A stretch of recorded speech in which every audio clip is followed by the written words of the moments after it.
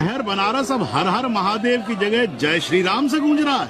शहर बनारस ही क्यों, पूरा देश जय श्री राम की पुकार से गूंज रहा है, और गूंजना भी चाहिए। आप भी अयोध्या चलने की तैयारी कर लें।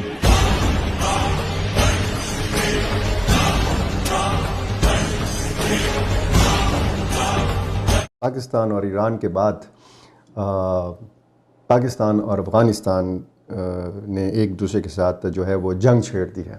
ये आज की ख़बर है कि कुनड़ में तालिबान और पाकिस्तानी फोर्सेस के दरमियान झड़प हुई है। हम कूफी पे कभी एतमाद नहीं कर सकते। और अब बात करें अफ़गानिस्तान की, तो अफ़गानिस्तान को तो बिल्कुल बेगैरत लोग हैं वो, बिल्कुल बेगैरत लोग हैं वो। तकरीबन 1 घंटे के लगभग तक ये दो तरफा फायरिंग का सिलसिला रहा।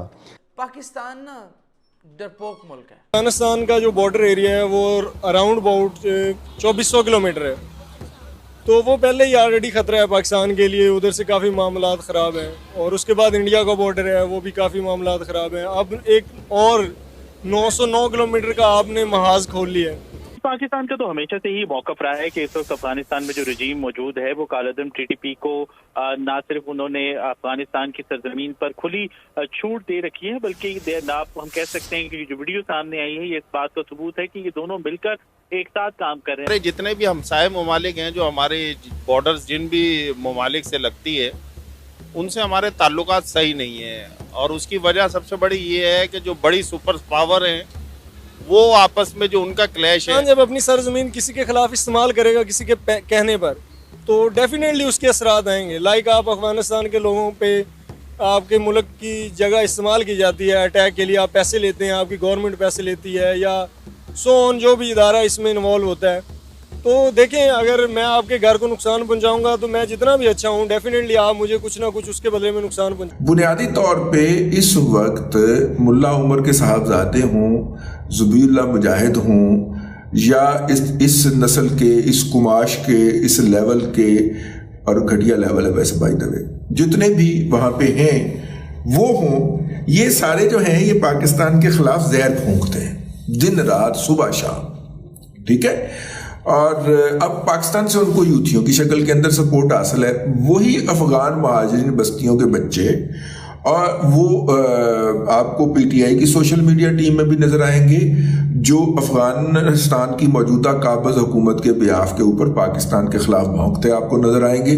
वही पख्तून बच्चे जो हैं आपको पीटीआई की सोशल मीडिया के ऊपर आपको गालियां बकते हुए, उनकी तरफ से आपको गालियां बकते हुए नजर आएंगे। कि अभी तो वो महाज नहीं टंडा हुआ था पूरी तरह पाकिस्तान और ईरान का क्योंकि पाकिस्तान और ईरान के सफ़ीरों को बहाल कर दिया गया है। उनको कहा गया है कि जी अब आप आएँ और अपनी अपनी ज़िम्मेदारियां संभाल लें। तो ये जो चौकियाँ बनाई जाती हैं, ये जो ड्यूरन लाइन के ऊपर खारदार तारे लगाई जाती हैं पाक अफ़गान सरहद के ऊपर, तो हमेशा हमने देखा है कि पाकिस्तान और अफ़गान फोर्सेस के माबेन ये झड़पें होती हैं। पाकिस्तान को बड़ी तवक्कुआत थी अफ़गान तालिबान से कि जब अफ़गान तालिबान बरसर इक़्तिदार आएंगे तो एक तो ये पाक अफ़गान सरहद का जो तनाज़ा है, जिसको ड्यूरन लाइन कहा जाता है, जिसको वहाँ के लोग एक फ़र्ज़ी लकीर कहते हैं, लेकिन पाकिस्तान को ये तवक्को थी कि अफ़गान तालिबान जब आएंगे तो इसको एक आलमी सरहद तस्लीम कर लेंगे बाकायदा तौर पर। अफ़गान तालिबान ऐसा करने से गुरेज़ा हैं, क्योंकि उनको अफ़गानिस्तान के अंदर राय आमा का भी अच्छी तरह पता है कि वो इस सरहद के हवाले से क्या ख़यालात रखते हैं। और चाइना अफगानिस्तान को कैसे इस्तेमाल कर रहा है। चाइना सुपर पावर बनने के लिए कुछ भी करेगा। पाकिस्तान को एक दूसरी तवक्को ये थी कि टीटीपी का जो मामला है, टीटीपी का जो चैलेंज है, या इस तरह की और जो शिद्दत पसंद तंजीमें हैं, इसके मसले के हल के लिए, इस मसले के हल के लिए अफ़गान तालिबान अपना किरदार अदा करेंगे। अफ़गान तालिबान ने वो सरपरस्ती नहीं छोड़ी, और पाकिस्तान बार बार ये इल्ज़ाम लगाता रहा है। अब भी पाकिस्तान का यही इल्ज़ाम है कि टीटीपी अफ़गानिस्तान के अंदर उसकी क़यादत भी बैठी हुई है। टीटीपी पाकिस्तान के अंदर हमलों की तमाम तर मनसूबा बंदी भी अफ़गानिस्तान के अंदर कर रही है, और पाकिस्तान ने फिर मुतालबा भी किया कि जी टीटीपी के हवाले से अफ़गान हुकूमत एक फ़ैसला करे कि उसने पाकिस्तान का इंतख़ाब करना है या उसने फिर टीटीपी का इंतख़ाब करना है।